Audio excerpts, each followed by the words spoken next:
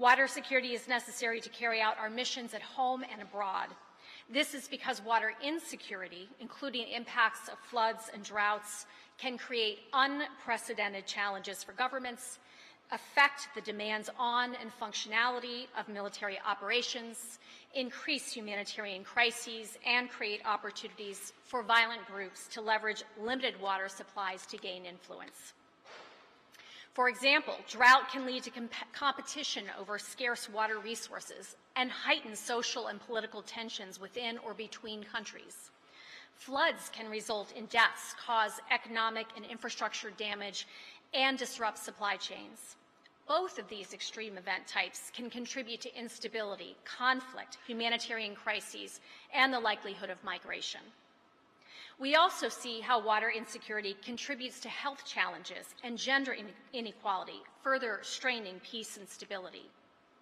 Water insecurity may affect U.S. national interests directly or contribute to requests for U.S. government assistance from other countries.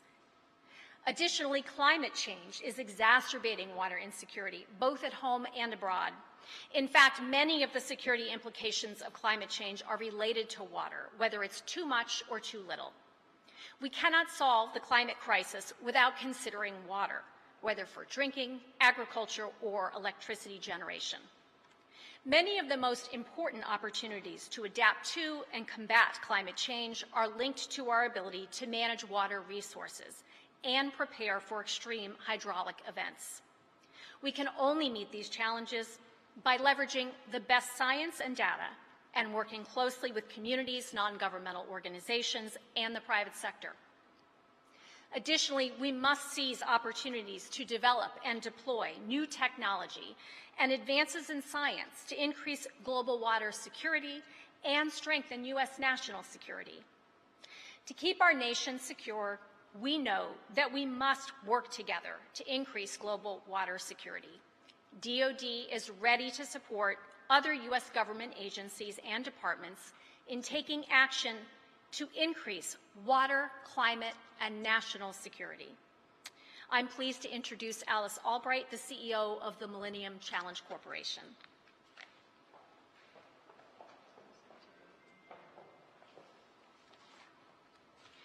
Good morning. Thank you, Deputy Secretary. I'm just delighted to be here today participating in today's discussion and to be able to speak to the work that we at the Millennium Challenge Corporation, or MCC, are doing to contribute to the U.S. government's efforts to promote water security. MCC has long been working to address the growing challenge of water insecurity, but we know we must and are committed to doing more. As with our investments in food and energy, investing in clean, affordable, and reliable water is essential to advancing our mission to reduce global poverty through sustainable and inclusive economic growth. MCC combines large infrastructure investments with policy and institutional reforms to address urgent water, sanitation, and irrigation challenges. To date, MCC has invested $2.8 billion of grant funding in 30 countries in the wash and irrigation sectors, benefiting over 21 million people. This represents nearly 1/5 of MCC's overall investments since the agency was founded in 2004. These investments have resulted in 258 million more liters per day of water production capacity, which has increased access to safe and reliable drinking water, the construction of more than 30,000 sanitation facilities, the construction or replacement of nearly 1,700 kilometers of water pipelines, and enhanced irrigation for almost 204,000 hectares of land, which means increased production and ultimately income. MCC's investments have led to measures for improved municipal water reuse in Mongolia and have helped address the needs of rural small family farms in Niger. MCC's investments have also worked to improve the efficiency of water delivery and wastewater treatment in Jordan. MCC investments have also helped to deliver reliable, safe drinking water to 2 communities in Sierra Leone's capital. And in Timor-Leste, our planned investment will create the first large-scale water sanitation treatment plant in the country. These are but a few examples of how MCC is delivering on the U.S. government's commitment to advancing water security. Experience has taught us that we must continue to focus on affordability and expanding access for marginalized and vulnerable groups. Experience has also reinforced the value of country ownership, which is central to MCC's business model, and which is rooted in partnership, very closely working with the countries where we work. And finally, which ensures that the impacts of our investments are sustained by our partners long after our engagements come to an end. Thank you once again for the opportunity to be a part of answering the call on this immense global challenge. MCC is deeply committed to doing our part, and we look forward to working with all of you, and especially with Vice President Harris, to elevate our investments in water security and build healthier communities and societies while preserving one of our greatest treasures for many generations to come. Thank you very much. It's now my pleasure to introduce the Administrator of USAID, Samantha Power. Welcome, Samantha.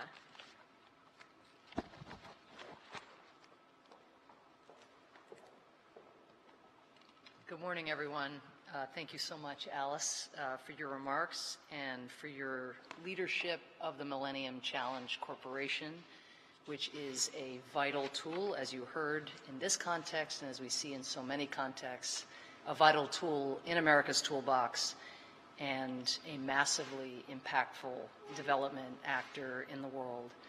Also, thanks to Deputy Secretary Hicks for your remarks and for the role, as you've indicated, that Department of Defense plays in protecting water security around the world. It is an under-heralded feature of DoD's vital work. And thank you to Vice President Harris for the invitation to speak today. The Vice President has long been an advocate on water security, going back to her time as a senator when she introduced legislation to strengthen the safety and sustainability of our domestic supply while supporting global programs which seek to do the same abroad.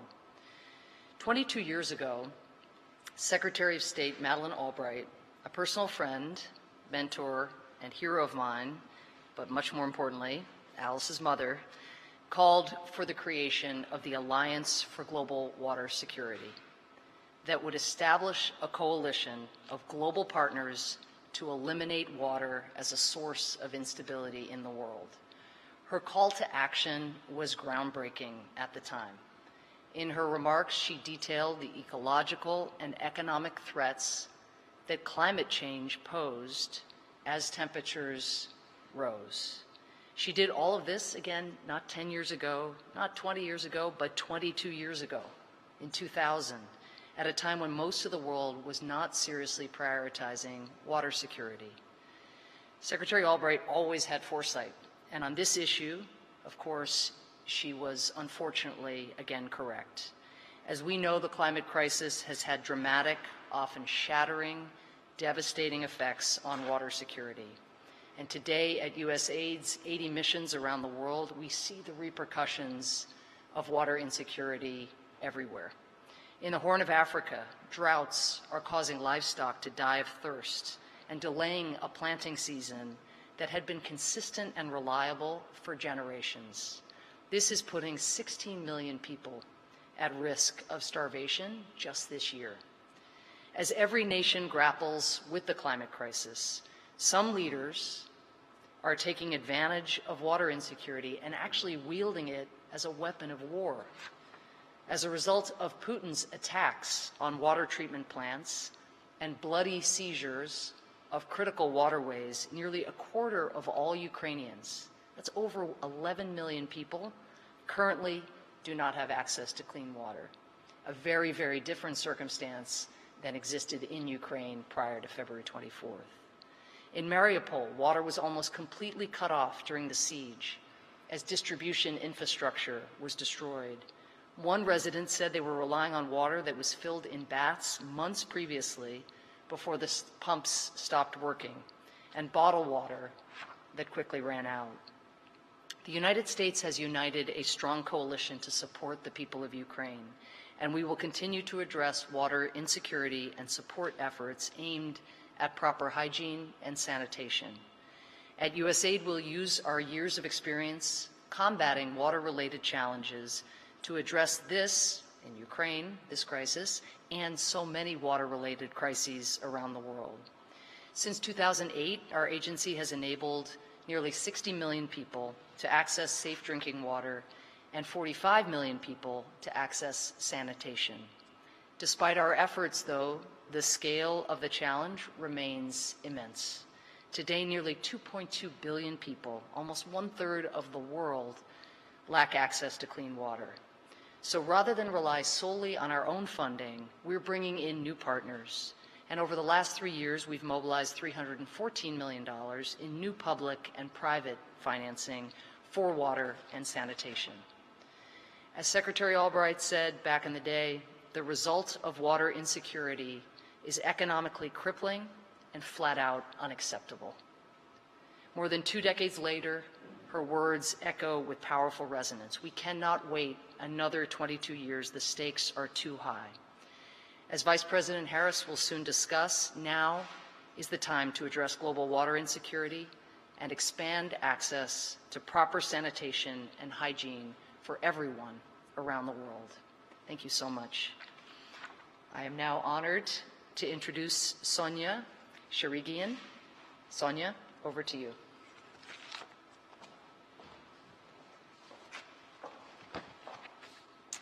Thank you. It is an honor to be here to represent the many civil servants that work every day to advance the U.S. government's efforts to preserve one of our most treasured global resources, water.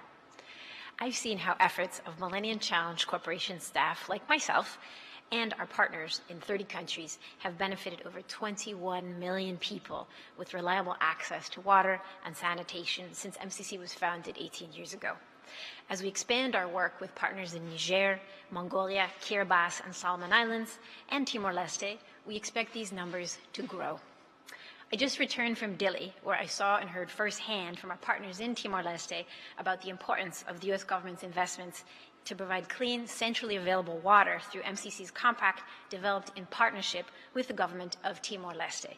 In a few years' time, hundreds of thousands of Timorese will be able to turn on the taps in their homes and reliably access clean drinking water. We're also working to ensure community-level uptake of safe storage, treatment, and use of water, while also strengthening the institutions that will help ensure Timor-Leste's water security over the coming decades. Our investment in Timor is one concrete example of U.S. government's commitment to advancing progress toward global water security. And it is now my great honor to introduce a leader on water issues at home and abroad, Vice President Kamala Harris.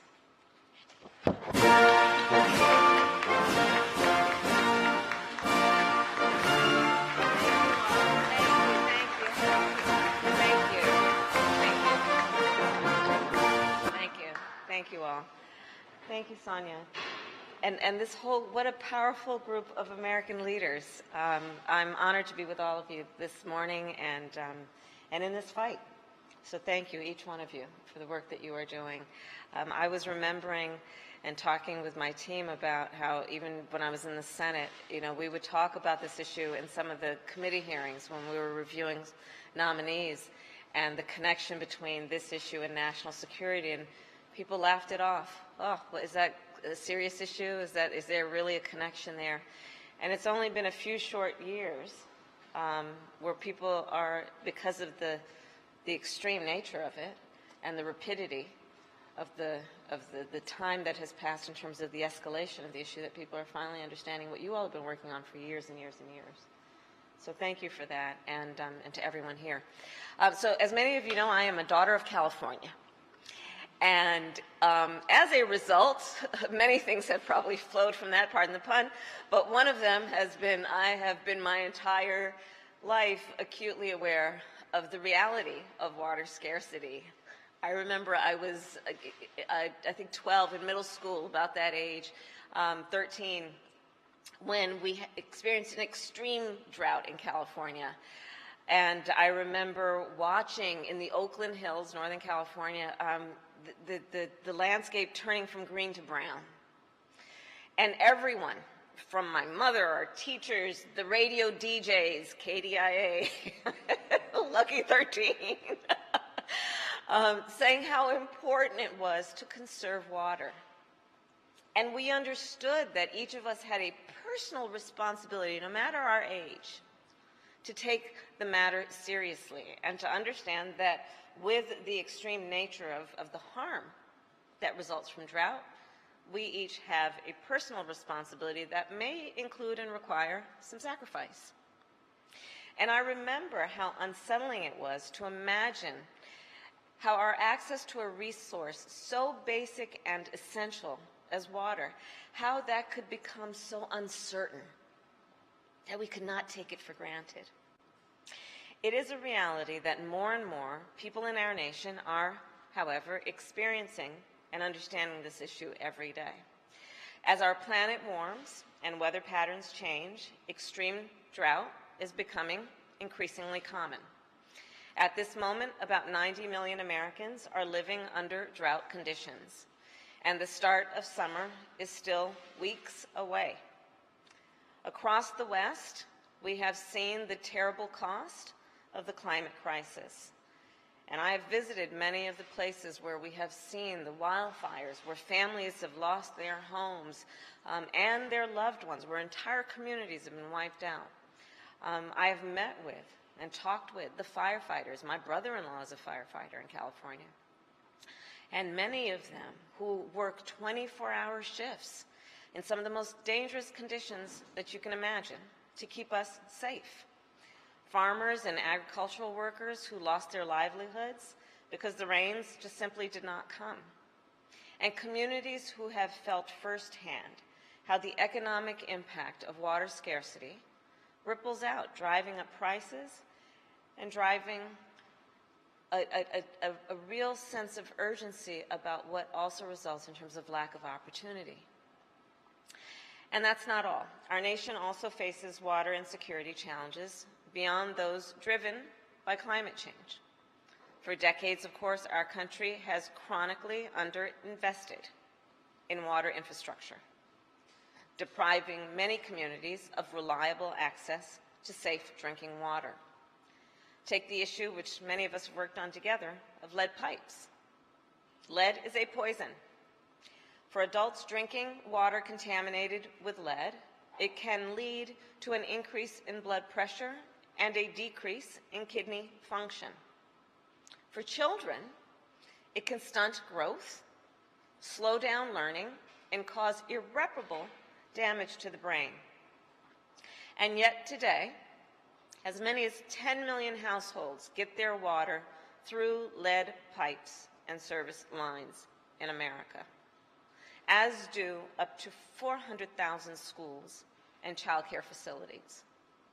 As a result, our country today, in this country, more than half of children under the age of 6 are at risk of lead exposure. Obviously, this is unconscionable and utterly unacceptable. Every person in our nation deserves access to clean water, and every community in our nation deserves water security. As a United States Senator, I introduced legislation to advance smart water policy, to invest in efficiency and recycling technology, and to take on the problem of lead pipes. Over the past year, I have met with many world leaders to discuss these issues, from the King of Jordan to the Prime Minister of Vietnam to the President of Israel. Our administration recognizes the urgency of water security, which is why our President, Joe Biden, invested over $63 billion in our nation's water infrastructure through the Bipartisan Infrastructure Law, to put us on a path to remove every lead pipe in our country within the next 10 years, and to fund water efficiency, water reuse, and groundwater storage projects, hopefully emphasizing underwater storage projects, in communities across our nation. In addition, our administration has made drought resilience a priority. Today, we are releasing the one-year report of the first ever Drought Resilience Interagency Working Group. It will help chart our nation's path forward to a more sustainable future. Since we took office, our administration has made important progress in protecting water security here at home. We also recognize how important it is to extend that work beyond our nation's borders. Today, billions of people around the world do not have access to clean, safe water. And in the coming years, climate change, population growth, urbanization, and environmental degradation will only drive that number higher. By 2030, almost half of the world's population will struggle to meet their water needs. Think about that. Almost half of the world's population will struggle to meet their needs to have access to water. And it will, of course, have then a profound impact on America's interests around the globe. Water insecurity makes our world less stable. When water is scarce, it becomes more difficult for communities to produce food, as these experts have talked about, more difficult to protect public health and to drive economic growth.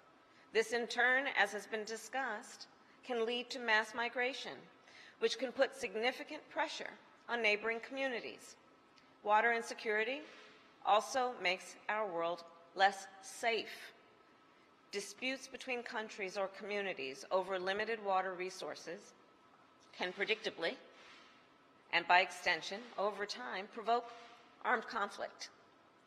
So let's get in front of this. Let's take it seriously. Let's understand the various ramifications of this issue. And let's also deal with the reality that within the variety of issues that are presented, there is the issue of equity. Because finally we know that water insecurity makes our world less equitable.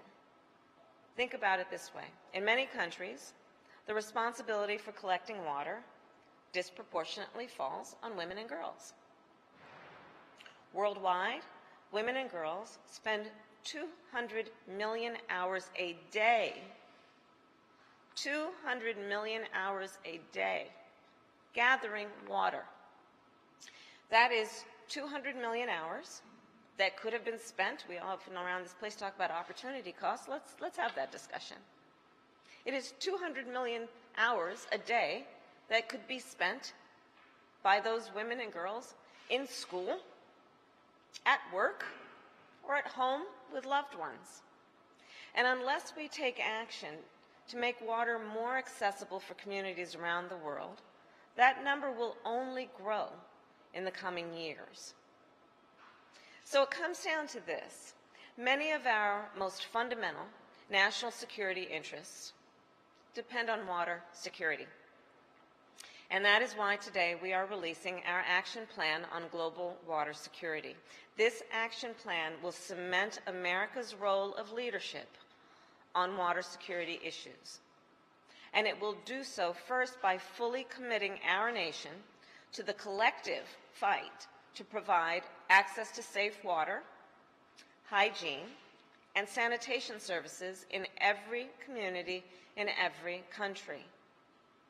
Second, by sharing our world-leading water data, which we are collecting on the ground, literally, and through satellite technology. Collecting that data and sharing it, and the technical expertise that comes with that, with the international community to help manage and preserve global water resources.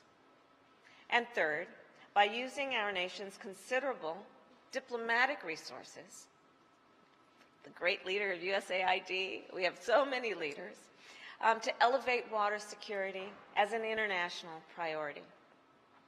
This action plan will help our country prevent conflict and advance cooperation among nations. increase equity and economic growth, and make our world more inclusive and resilient. The past 2.5 years during the pandemic have demonstrated that our world is more interconnected and interdependent than ever before. Water scarcity is a global problem, and it must be met with a global solution. So today, we make clear the United States will be a leader in the solution. Thank you all for your partnership in this fight. Together, I know we will create a future in which every person in every community has access to our world's most precious resource. Thank you all.